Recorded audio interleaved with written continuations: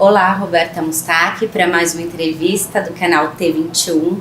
Hoje a gente vai conversar com a psicóloga, publicitária, deputada federal e eleita senadora Mara Gabrilli. Muito obrigada por aceitar esse convite, está sendo muito especial para a gente. Obrigada a vocês. A gente fez algumas perguntinhas aqui, separou algumas perguntas que os pais questionam, alguns profissionais. E aí, o que você puder ajudar a gente. Posso começar? Pode. Então tá bom. Quais os direitos que já existem para a pessoa e família do grupo da T21? Bom, primeiro que hoje a gente tem uma grande conquista, queria te agradecer. Eu sou fã do seu pai. Uma pessoa que sempre contribuiu demais, não só na medicina, na ciência, mas com certeza na humanidade, falando de T21. E hoje a gente tem uma lei brasileira de inclusão, que é um marco legal na vida da pessoa com deficiência, de qualquer pessoa com deficiência no Brasil, que traz assim, muitos direitos, sabe, que muitas vezes ficaram dispersos ou não chancelados numa legislação.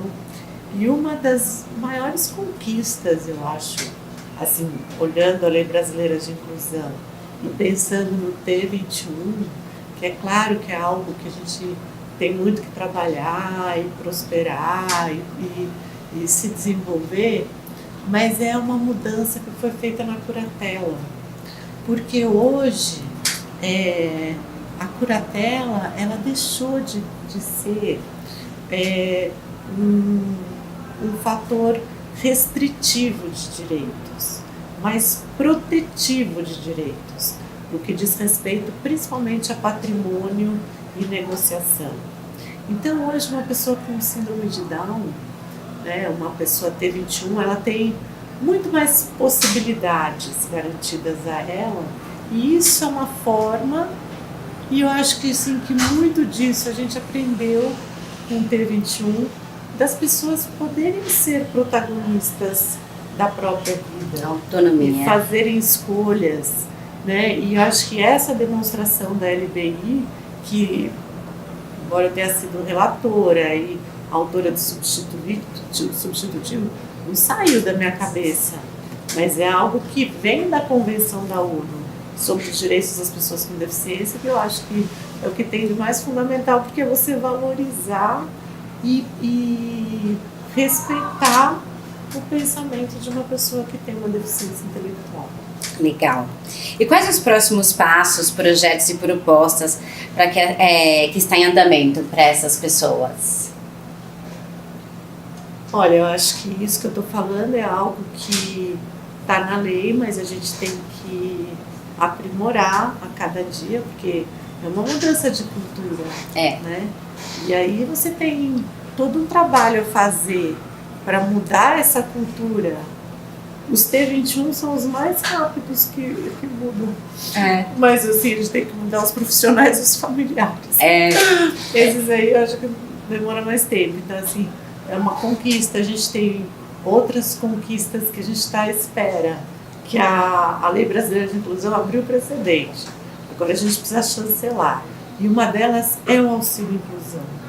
O auxílio inclusão é um benefício que será concedido à pessoa com deficiência que hoje recebe, ela é beneficiária do LOAS, ela recebe o BPC, para que ela possa abrir mão desse benefício e ingressar no mercado de trabalho com um outro benefício, que é o auxílio inclusão, que vai ajudar essa pessoa a manter tecnologias, apoios necessários, fazer línguas, se qualificar, fazer o que ela quiser. Mas além do salário, além dessa pessoa virar um contribuinte, ela ainda vai receber esse auxílio no primeiro momento para ajudá-la. Então, assim, é um benefício muito diferente dos benefícios brasileiros, porque é um benefício que será concedido a quem for trabalhar. Legal. Eu tinha até uma pergunta relacionada a isso, que era em questão da aposentadoria versus o mercado de trabalho. Porque a gente vê gente que recebe aposentadoria e às vezes uma família vive com aquela aposentadoria daquele cidadão, e às vezes a gente consegue um emprego e a família não quer que ele ingresse no mercado de trabalho com medo de perder essa aposentadoria. Como que isso funciona? Então, esse benefício específico, o auxílio inclusão, vai ajudar as pessoas, aquelas que têm deficiência e vivem numa situação vulnerável, até por isso que elas recebem o benefício de prestação continuada.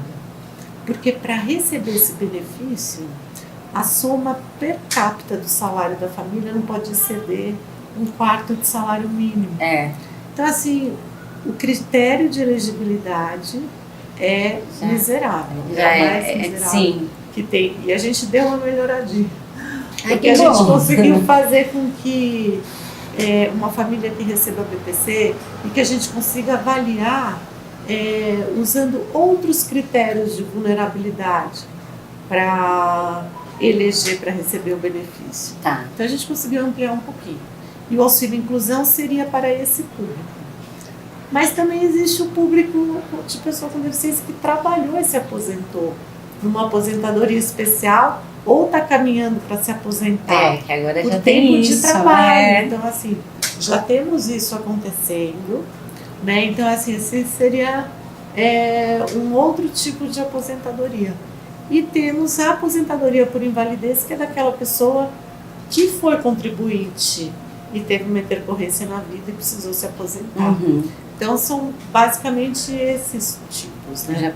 Então, por exemplo, as empresas que dizem não conseguirem contratar as pessoas com deficiência, uma dos gargalos que elas mencionam é o fato das pessoas receberem o BPC. Uhum. Por isso que o auxílio inclusão vai ajudar. Porque vai ajudar a família, vai ajudar as empresas e vai ajudar a própria pessoa com deficiência. Entendeu? E assim, para o governo, no final das contas, vai ficar mais barato. Por quê? Porque ele vai deixar de pagar um benefício, no primeiro momento ele vai pagar outro, mas ele acabou de ganhar um contribuinte. Sim. E fora que essa pessoa vai evoluir, vai se desenvolver, né? Ela vai, com certeza, ter mais saúde. Porque felicidade gera mais saúde. Barata para o país. Com certeza. Então, vai ser bom para todo mundo. E as empresas não vão mais poder vir com essa historinha que não acha, que não tem e que ninguém quer abrir mão do BPC. Porque a gente entende, se a família não pode ultrapassar 1/4 do salário mínimo, então ninguém trabalha.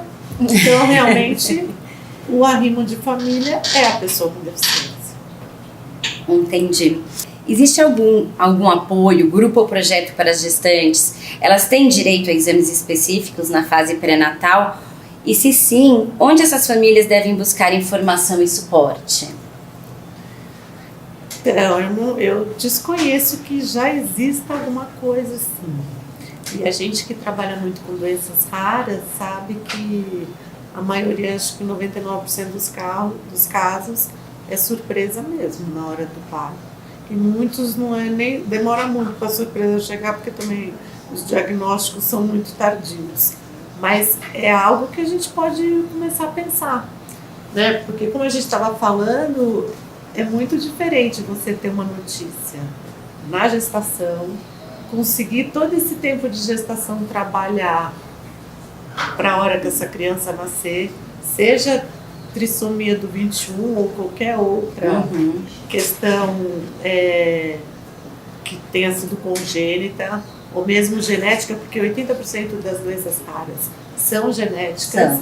E aí, a partir daí, podia ter, com certeza, grupo de apoio, reflexão, informação, acolhimento, como se fosse um centro de referência mesmo, né? Que os pais passariam, os profissionais, para se preparar. E daí, na hora do nascimento, acho que tudo fica mais simples. Então, eu convido você para a gente tentar desenvolver isso juntas e transformar isso num projeto de lei. Eu acho que é bem, eu acho que assim que é bem pertinente, né, para o momento que a gente está passando e para as possibilidades que a gente já tem. A gente sabe que o exame é super caro, né? No caso do SUS, parece que ele só oferece em alguns casos específicos, quando a mãe detecta e já tem uma certa idade, né? Então a gente queria que todas as mães tivessem essa oportunidade. Considerando a vulnerabilidade específica do grupo, já existe algo para a terceira idade, suporte ao responsável, família, ou a quem fica responsável por esse indivíduo que chega na terceira idade, às vezes não tem os pais ou o cuidador como suporte? Então, a gente tem vários projetos que tramitam lá no Congresso que dispõem sobre o serviço de cuidador. Até porque eu fui a primeira parlamentar a frequentar plenário, todo o Congresso, todas as reuniões com uma cuidadora. Então, assim, eu tenho vários projetos nessa área que contam não só com um profissional cuidador para aqueles que vivem numa situação mais vulnerável, que fosse um profissional, que seja um profissional cedido pelo governo, treinado pelo governo, como também para aqueles que são contribuintes poderem ter um auxílio. Um lar assistido. Um auxílio cuidador. Agora, o que a LBI traz também são as residências inclusivas e residências onde as pessoas podem ter vida independente. Ou existe alguma coisa onde elas possam passar o dia? Por exemplo, um irmão ficou com a responsabilidade, mas casou, e às vezes isso está desestruturando a família dele por alguma questão, e aí ele pode levar o irmão para passar o dia em algum grupo, onde ele vá aprender alguma função, sociabilizar, fazer um passeio no cinema. Tem, mas eu vou te dizer que, ao meu ver, esse espaço que você menciona, eu acho que é a maior lacuna que a gente tem. Um atendimento para uma pessoa, principalmente que tenha uma deficiência intelectual, por exemplo, e que já tenha passado da idade padrão da ingressão escola, em mercado de da escola trabalho, do ensino básico. Então, assim, a gente começa a ter esse problema com pessoas adultas que têm uma deficiência. Então, assim, quando a gente chega no idoso, o problema é semelhante. Embora, pensar numa pessoa idosa aqui, a gente sabe que tem muito centro que acolhe, que faz atividades, mas infelizmente eu acho que a gente ainda tem muito mais idosos desassistidos e infelizmente ociosos na vida do que aqueles que realmente têm algum tipo de atividade. De apoio. As empresas que não cumprem a lei da cota mínima, existe uma multa, certo? Certo. As arrecadações vão para onde? Então, acho que para o Fundo do Amparo ao Trabalhador, mas nós já assistimos muitas decisões vindas, por exemplo, do Ministério Público do Trabalho.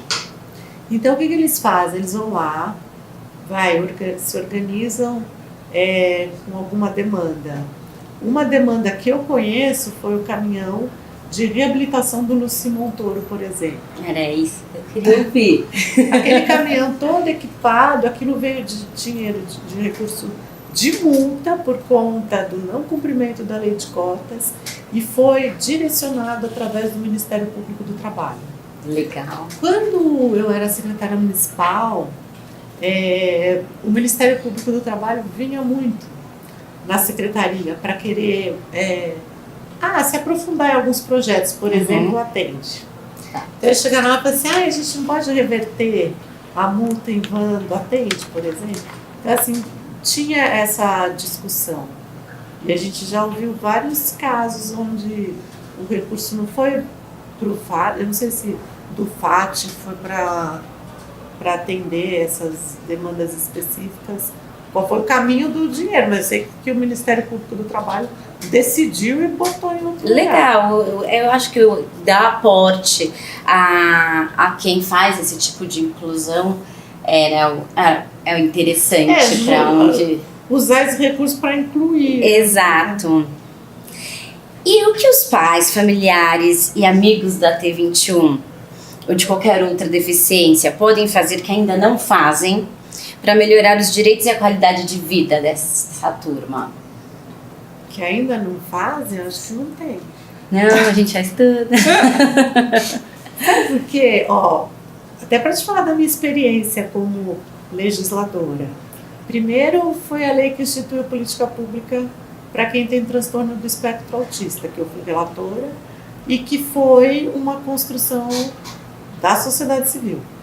E aí chancelou com a Lei Brasileira de Inclusão, que virou um case na Câmara Federal como o projeto mais democrático que já aconteceu na casa, por conta da participação da sociedade civil.